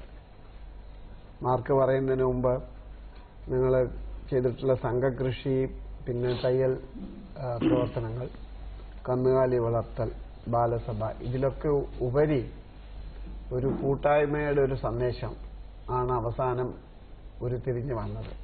യാതൊരു സങ്കോചവുമില്ലാതെ സമൂഹത്തിൽ ഇറങ്ങി പ്രവർത്തിക്കാൻ തയ്യാറായി നിൽക്കുന്ന ഒരു യോദ്ധാവാണ്. അപ്പൊ അങ്ങനെ എല്ലാവരുടെയും കൂടെ ഒരു കൂട്ടായ്മ, അതെല്ലാവരുടെയും നിങ്ങളുടെ ഓരോരുത്തരുടെയും അനുഭവത്തിന്റെ പല മുഖങ്ങളായിട്ടാണ് ഞാൻ കാണുന്നത്. അപ്പൊ അങ്ങനെ ഒരു കൂട്ടായ്മ, ഇതാണ് കുടുംബശ്രീ കൊണ്ട് ശരിക്കും ഉദ്ദേശിക്കുന്നത്. അല്ലാതെ നമ്മൾ മൈക്രോ എന്റർപ്രൈസ് എത്തണം ഉണ്ടാക്കി, അത് ആവശ്യമാണ്, കാരണം നമുക്ക് മാമണമല്ലോ അത്. പക്ഷെ അത് മാത്രം പോരല്ലോ അല്ലേ. ഇപ്പൊ നേരത്തെ ഊണ് കഴിച്ച് വീട്ടിലിരിക്കുകയായിരുന്നു എന്നാണല്ലോ പറഞ്ഞത്. അതിലുപരിയുള്ള ഒരു ഇതുണ്ട്. സ്വന്തം കുടുംബം എന്ന് പറയുന്നത് ഇപ്പോ ഭർത്താവിനും മക്കളും മാത്രമല്ല നിങ്ങളുടെ കുടുംബത്തിലെ അംഗങ്ങൾ അല്ലേ. നിങ്ങൾ തന്നെ ഒരു കുടുംബമായിട്ട് മാറുന്ന, നിങ്ങൾ അറിയാതെ തന്നെ വലിയൊരു കുടുംബത്തിന്റെ അംഗമായിട്ട് മാറുന്ന ഒരു അവസ്ഥാന്തരമാണ്. ഇപ്പൊ ചിലപ്പോൾ നമ്മളൊക്കെ എൻ്റെ അമ്മയെ കുറിച്ചൊക്കെ ഞാൻ ആലോചിക്കും. അപ്പൊ അവരുടെ കാലത്ത് ഇതുമാതിരി ഉണ്ടായിരുന്നെങ്കിൽ എന്തുമാത്രം മാറ്റങ്ങൾ അന്ന് തന്നെ തുടങ്ങുമായിരുന്നു എന്നുള്ളത്. അപ്പൊ അതിന്റെ ഒരു നല്ലൊരു ചാരിതാർത്ഥ്യം ഉണ്ട്. അതിൽ നിങ്ങൾക്ക് തീർച്ചയായിട്ടും അഭിമാനിക്കാം. മാർക്ക് കിട്ടുന്നതും ഈ പറഞ്ഞ മാതിരി തോൽക്കുന്നതും ഇലക്ഷനിൽ ജയിക്കുന്നതും മാത്രമല്ല കാര്യം, അത് അതിന്റെ ഒരു ഭാഗമായിട്ട് പോകും. എന്റെ വക 25-ൽ 20 മാർക്ക്. നിവേദിത മാം, വേഗം മാർക്ക് പറഞ്ഞു. പെരുങ്ങോട്ടുകുരിശി CDSന് ഞാൻ നൽകുന്നത് 25-ൽ 16 മാർക്ക്. 25-ൽ 16. മിനി മാം ഇംപ്രസ്ഡ് ആയിട്ടിരിക്കുകയാണ് തോന്നുന്നു. നിങ്ങളുടെ കഥകൾ തീർച്ചയായിട്ടും വളരെയധികം ഇംപ്രസീവാണ്. കാരണം എനിക്ക് തോന്നുന്നു ജീവിത സമരത്തിലൂടെ വളരെയധികം കഷ്ടപ്പെട്ടും നിശ്ചയദാർഢ്യത്തോടെയും മുന്നോട്ട് വന്നു എന്നുള്ളതാണ് ഈ കഥകളുടെ ഏറ്റവും വലിയ ഒരു കാര്യമായിട്ട് ഞാൻ കാണുന്നത്. അതുപോലെ ഒത്തൊരുമയോടെ പഞ്ചായത്ത് പ്രസിഡന്റും മെമ്പർമാരും നിങ്ങളെല്ലാവരും തമ്മിലുള്ള ബന്ധം, നിങ്ങളെല്ലാം കൂട്ടിയിണക്കുന്ന ഒരു ശക്തിയായിട്ട് ഒരു സംവിധാനമായിട്ട് കുടുംബശ്രീ പ്രവർത്തിക്കുന്നു എന്നുള്ളത് തന്നെ വലിയൊരു കാര്യമായിട്ട് എനിക്ക് തോന്നുന്നു. ഈ CDSന് ഞാൻ നൽകുന്നത് 25-ൽ 18 മാർക്ക്. നിർമ്മല മാം, എനിക്ക് ഏറ്റവും ഇഷ്ടമായത് അനുഭവക്കുറിപ്പ് എഴുതിയതൊരു വലിയൊരു ഇതായി ഇഷ്ടമായി. രണ്ടാമത് ഓരോരുത്തരുടെയും കഥകൾ ശരിക്കും നിങ്ങൾ ആ എല്ലാ ബുദ്ധിമുട്ടുകളും തരണം ചെയ്ത് ഇതിനൊക്കെ ഇത്രയും ബുദ്ധിമുട്ടുകൾ ഫേസ് ചെയ്തിട്ടും ഇതിന് കൂട്ടായ്മയ്ക്ക് നിങ്ങൾക്ക് സമയം കണ്ടെത്തുന്നു എന്നുള്ളതൊരു വലിയ കാര്യമായിട്ടാണ് എനിക്ക് തോന്നുന്നത്. മാത്രമല്ല ഭൂമിക്കും പാരിസ്ഥിതിക്കും വലിയ പ്രാധാന്യം കൊടുത്തു, അതാണ് മറ്റ് കുടുംബശ്രീകളിൽ നിന്നൊരു വ്യത്യസ്തമായി ഞാൻ കണ്ടത്. അതും ഇതെല്ലാം കൂടെ 15-ൽ 12. ഈ പ്രതികൂല സാഹചര്യങ്ങളിൽ വീണിടത്തു നിന്ന് ഉയർന്നെഴുന്നേൽക്കുക എന്ന് പറയുന്നത് അപാരമായ ഒരു സിദ്ധിയാണ്. അത് കൈവന്നിട്ടുണ്ട് നിങ്ങളിൽ പലർക്കും. പിന്നെ തൊഴിലിന്റെ അന്തസ് എന്ന് പറയുന്ന ഏത് ജോലിയും, ഡിഗ്നിറ്റി ഓഫ് ലേബർ എന്ന് പറയില്ലേ, ഏത് ജോലിയും അഭിമാനത്തോടു കൂടി ചെയ്യാനായിട്ടുള്ള ആ ഒരു മനസ്സ്. പിന്നെ എന്ന് വെച്ചാൽ ഈ അക്രമത്തിനോടും അഴിമതിയോടും അനിഷ്ടകരമായിട്ടുള്ള സാഹചര്യങ്ങളോടും ഉള്ള ഒരു ധാർമ്മിക രോഷം, അതാണ് കമലത്തിന്റെ ഇല്ലേ. പിന്നെ വേറൊരു സംഗതി എന്താന്ന് വെച്ചാൽ എപ്പോഴും പറയും, U educate A boy, he will be benefited. You educate a girl, the society will be benefited. അതാണ് നമ്മളിവിടെ കാണുന്നത്. ഇവരെയൊക്കെ വാസ്തവം പറഞ്ഞാൽ വഹീദയും കേരളകുമാരിയൊക്കെ അതിന് നല്ല ഒന്നാന്തരം ഉദാഹരണങ്ങളാണ്. വളരെ മനസ്സിൽ തട്ടുന്ന അനുഭവ പരമ്പരകൾ ഇവിടെ കേൾക്കാനിടയായി.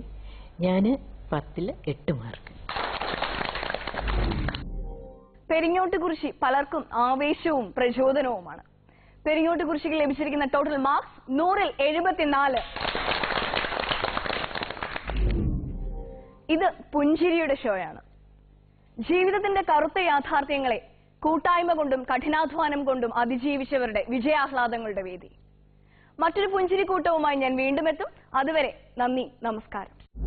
കൈതോല പായ വിരിച്ച് പായേലൊരു പറ നെല്ലുമാളന്നെ കാതുകുത്താനെപ്പ വരും നിന്നിലമ്മാവന്മാര് പൊന്നോ, കാതുകുത്താനെപ്പ വരും നിന്നിലമ്മാവന്മാര് പൊന്നോ. ആ ഏ ഓ കൈതോ ഏ ഓ